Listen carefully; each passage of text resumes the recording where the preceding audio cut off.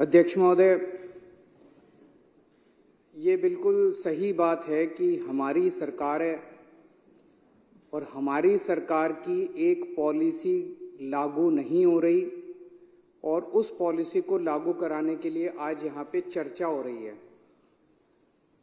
दिल्ली के अंदर लोगों के गलत बिल आ रहे हैं, उन गलत बिलों को ठीक कराने के लिए आज सत्ता पक्ष कह रहा है कि बिल ठीक होने चाहिए और विरोधी पक्ष कह रहा है कि बिल ठीक नहीं होने चाहिए। ये एक बड़ी विसंगति है दिल्ली को लेके। दिल्ली कहने को आधा राज्य है, मेरे को तो लगता है 5% राज्य भी नहीं है। अगर ये फुल स्टेट होता, किसी ऑफिसर की हिम्मत नहीं थी कि मंत्री और मुख्यमंत्री द्वारा दिए गए आदेशों की अवहेलना करके वो 2 मिनट के अंदर अपनी पोस्ट के ऊपर रह जाता, सस्पेंड कर दिया जाता वो सीधा। आज ये चर्चा इसलिए हो रही है क्योंकि दिल्ली एक बहुत गंदी और नीच राजनीति का शिकार है। आज ये चर्चा इसलिए हो रही है क्योंकि दिल्ली एक पूर्ण राज्य नहीं है और इसके बदौलत रियल पावर जो है वो केंद्र सरकार के पास है। केंद्र सरकार दूसरी पार्टी की है और वो दूसरी पार्टी नहीं चाहती कि दिल्ली के अंदर चुनी हुई सरकार अपना काम कर सके।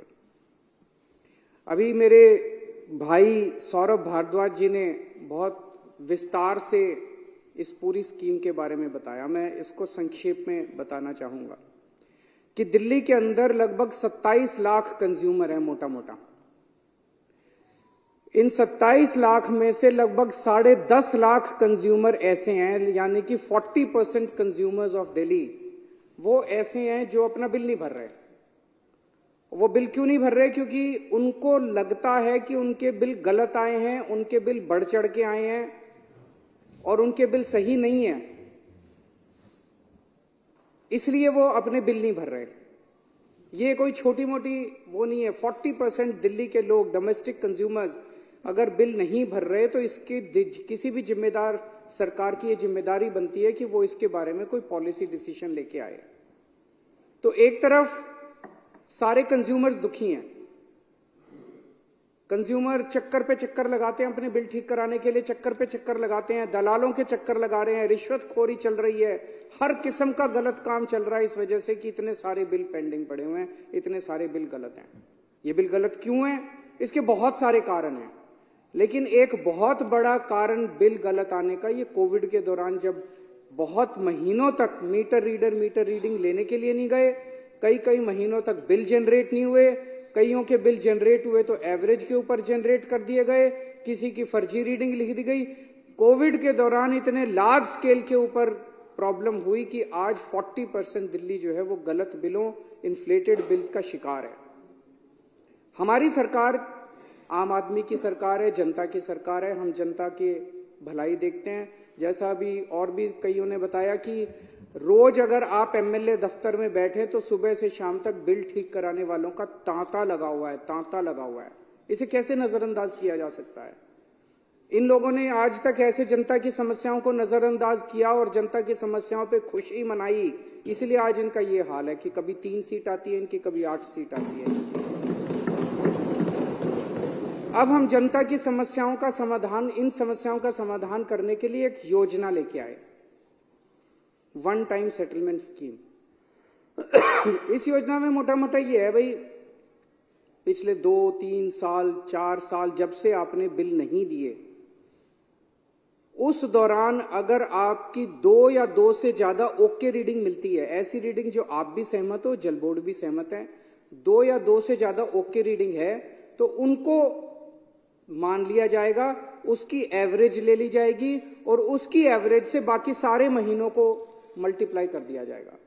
भाई आपकी एक रीडिंग आ रही है मान लो 18,000 लीटर, एक रीडिंग है 21,000 लीटर, आप कहते हो ये 2 सही है, तो 21 और 18 39,000 लीटर हो गई। 39 को 2 से डिवाइड किया, 19.5 हो गया, ये आपकी एवरेज रीडिंग। तो जितने महीनों का आपने बिल नहीं दिया उतने महीनों का इसके हिसाब से मल्टीप्लाई करके आपका बिल जनरेट कर देंगे।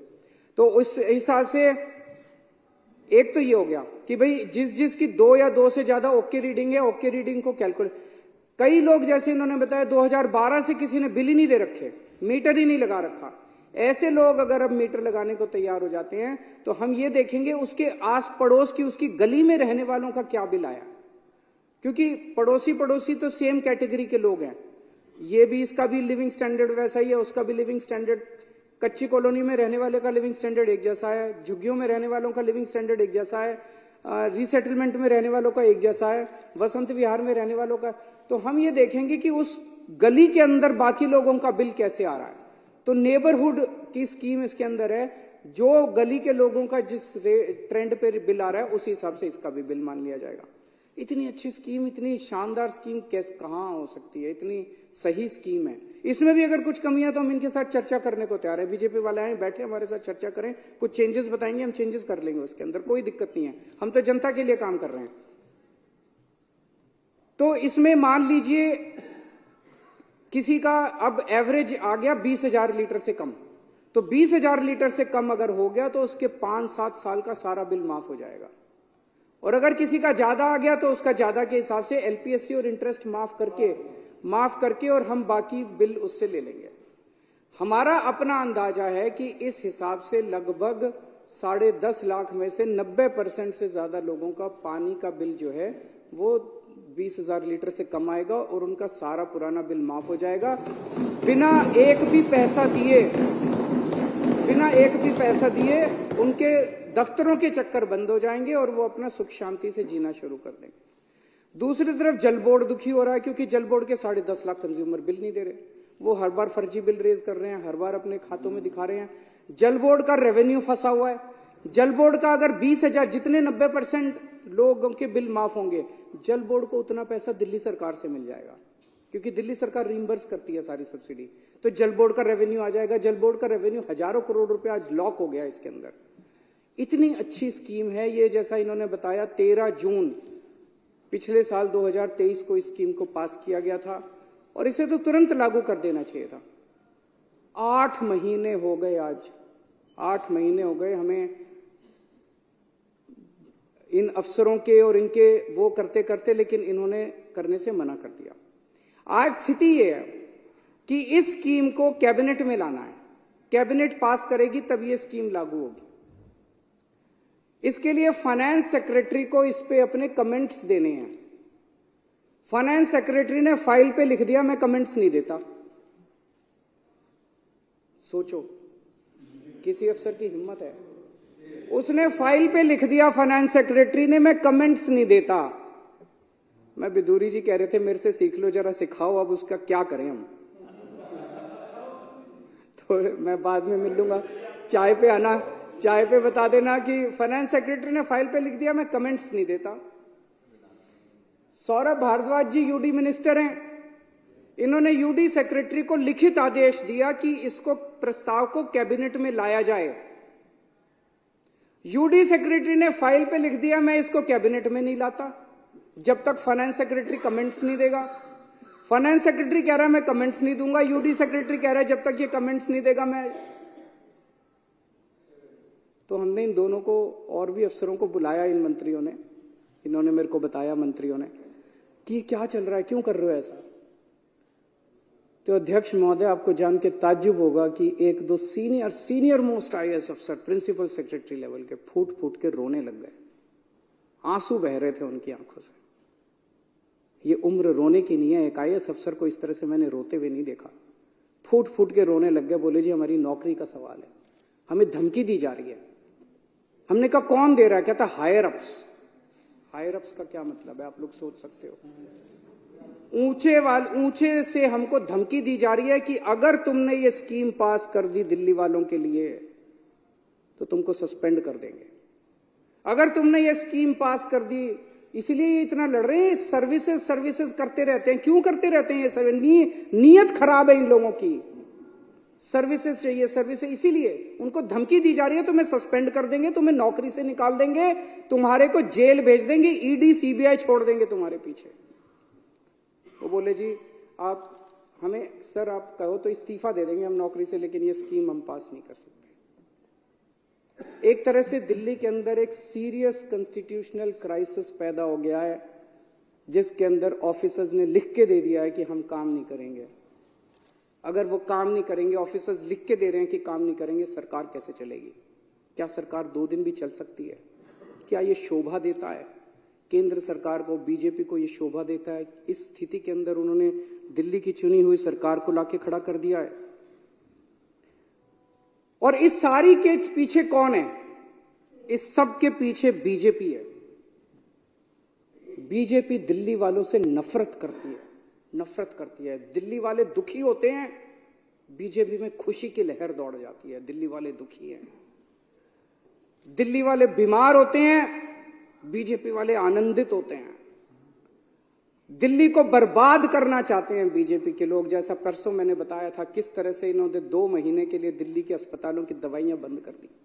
किस तरह से इन्होंने 2 महीने के लिए, पिछली बार मोहल्ला क्लिनिक के 3 महीने के लिए रेंट नहीं पे किए। मोहल्ला क्लिनिक कई किराए पे चल रहे हैं, उनके रेंट नहीं दिए, उनके बिजली के बिल नहीं दिए इन्होंने, डॉक्टरों की तनख्वाह नहीं दी इन्होंने, एमटीएस कर्मचारियों को निकाल दिया इन लोगों ने, योगा क्लासेस दिल्ली के अंदर बंद कर दी इन्होंने। दिल्ली वालों से इतनी नफरत करते हैं ये लोग।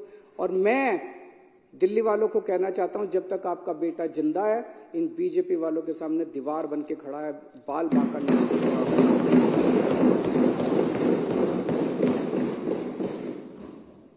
और अब ये इस स्कीम का विरोध कर रहे हैं। मुझे बेहद खुशी है, अभी इन्होंने बिदुड़ी साहब ने कहा कि हम स्कीम का विरोध नहीं कर रहे। अगर आप स्कीम का विरोध नहीं करते बिदुड़ी जी, राजनीति एक तरफ है। आपसे मेरा निवेदन है, आप ही के एलजी हैं, आप ही की पार्टी के हैं, आप एक बार सारे जाके, आप सारा क्रेडिट आपका, मैं लाल किले के ऊपर खड़ा होकर चिल्लाऊंगा जोर जोर से कि बीजेपी वालों ने कराया, वोट बीजेपी वालों को दे देना। मैं बोलूंगा कि बीजेपी वालों ने कराया, वोट बीजेपी, वोट के लिए कर रहे हो और तो कोई कारण नहीं है। वोट आप ले लो सारे, हमें नहीं चाहिए वोट, हमें तो सेवा करने का मौका मिला है। यही भगवान ने कोई पुराने जन्म में पुण्य किए होंगे हम लोगों ने, जो हमें ये मौका दे दिया भगवान ने। ये सारी चीजें लेके मैं एलजी साहब के पास गया। मैंने एलजी साहब को बताया, मैंने कहा एलजी साहब ये धमकी दी जा रही है अफसरों को, उनको कहा जा रहा है कि अगर तुमने खबरदार अगर ये स्कीम पास कर दी तो तुमको बख्शेंगे नहीं। तो एलजी साहब ने कहा कि उनको इसके बारे में जानकारी नहीं है और उनका इससे कोई लेना देना नहीं है, उनको इसके बारे में पता नहीं है। तो आज मैं इस सदन के माध्यम से एलजी साहब से हाथ जोड़ के विनती करना चाहता हूं कि एलजी साहब, एक बार अगर आप फोन भी कर देंगे उठा के इन अफसरों को कि भाई ये स्कीम पास करनी है, शाम तक स्कीम पास हो जाएगी, इतना ही है बस, 3 घंटे में स्कीम पास हो जाएगी, 3 घंटे का है। मेरी एलजी साहब से निवेदन है, हाथ जोड़ के सारे सदन की तरफ से, इस पूरे सदन की तरफ से मेरा निवेदन है, एलजी साहब इस स्कीम को आप अफसरों को फोन कर दो और वो कर दें। और अगर आपके फोन के बावजूद नहीं करें तो एलजी साहब के पास पावर है इनको सस्पेंड करने की, हमारे पास तो नहीं है। तो इन अफसरों को तुरंत सस्पेंड किया जाए और उनको नौकरी से बाहर किया जाए, अगर उसके बावजूद भी ये लोग ना करें। यहां जितने आप लोग बैठे हैं, मेरी आप सब लोगों से निवेदन है, जितने एमएलए बैठे हैं, इन 10.5 लाख परिवारों के घर घर जाना, एक एक के घर जाना आप लोग, और घर घर जाके जनता से कहना कि आपका बिल गलत आया है जी। वो कहेगा हाँ जी आया। बोलो जी ये बीजेपी वाले करा रहे हैं, पर चिंता मत करो, आपका बेटा लगा हुआ है, आपका बेटा आपका बिल ठीक करा के छोड़ेगा। जब तक ठीक नहीं हो जाता बिल भरने की जरूरत नहीं है, हम हैं आपके साथ। कोई बिल भरने की जरूरत नहीं है, कोई चक्कर काटने की जरूरत नहीं है। जल बोर्ड के चक्कर काटना बंद कर दो, केजरीवाल है, आपका बेटा है आपके साथ। घर घर जाना और घर घर जाके इसको करा के आना। और अगर इन्होंने नहीं किया, विदुड़ी साहब, हमारे पास कोई चारा नहीं रहेगा, दिल्ली में बहुत बड़ा आंदोलन होगा इसके ऊपर। हमें आंदोलन तो करना आता है, आंदोलन से ही निकले हुए लोग हैं। फिर दिल्ली में आंदोलन होगा, करना तो पड़ेगा। सीधी उंगली से कर दो, नहीं तो उंगली टेढ़ी करनी पड़ेगी, जनता करेगी, हम नहीं करेंगे। अभी बिदुरी साहब ने कहा कि जनता को ये पसंद नहीं है कि हम कहते हैं काम नहीं करने दे रहे, काम नहीं कर रहे। हम जनता जानती है ये गंदे लोग काम नहीं करने दे रहे, लेकिन केजरीवाल उनका बेटा फिर भी सारे काम करा लेता है। आपने मोहल्ला क्लिनिक रोके, रुकने दिए हमने, आपने सीसीटीवी कैमरे रोके, एलजी के घर, उनके वेटिंग रूम के अंदर 10 दिन तक दिल्ली का मुख्यमंत्री वहां पे धरना, उसके कमरे के अंदर धरना देके आया था। सीसीटीवी कैमरे तब पास हुए थे। आपने पिछले साल दवाइयां रोकी, हमने फिर चालू कराई। आपने फरिश्ते स्कीम रोकी, हम दिल्ली सुप्रीम कोर्ट गए और सुप्रीम कोर्ट से फरिश्ते स्कीम पास करा के लाए। आपने जल बोर्ड का पैसा रोका, 6 महीने आपने जल बोर्ड का पैसा रोका, हाई कोर्ट से ऑर्डर करा के ले आए, जल बोर्ड का पैसा मिलेगा। आप काम रोकते रहो, हम काम कराते रहेंगे। जहां डीटीसी पेंशन आपने रोकी, हमने डीटीसी पेंशन भी दिलवा दी सबको। किसी को मारने वाले से उसकी जान बचाने वाला ज्यादा बड़ा होता है। तो मैं आज इस हाउस के माध्यम से दो चीजें, एक तो एलजी साहब से निवेदन करना चाहता हूं हाथ जोड़ के पूरी विनती के साथ, और दूसरा मैं बीजेपी को जिम्मेदारी देना चाहता हूं, अगर सारा हाउस इसके लिए मंजूर है, कि बीजेपी इसकी जिम्मेदारी ले कि वो एलजी साहब से कह के इस स्कीम को पास करा के लाए, क्योंकि आप भी कह रहे हो कि ये स्कीम अच्छी है, पूरे हाउस का इस पे सहमति है कि ये स्कीम अच्छी है, होनी चाहिए, 10.5 लाख परिवारों को इसका फायदा मिलेगा, तो आप इसकी जिम्मेदारी लेके इसको करा के लाइए। बहुत बहुत शुक्रिया, मैं इसका समर्थन करता हूँ।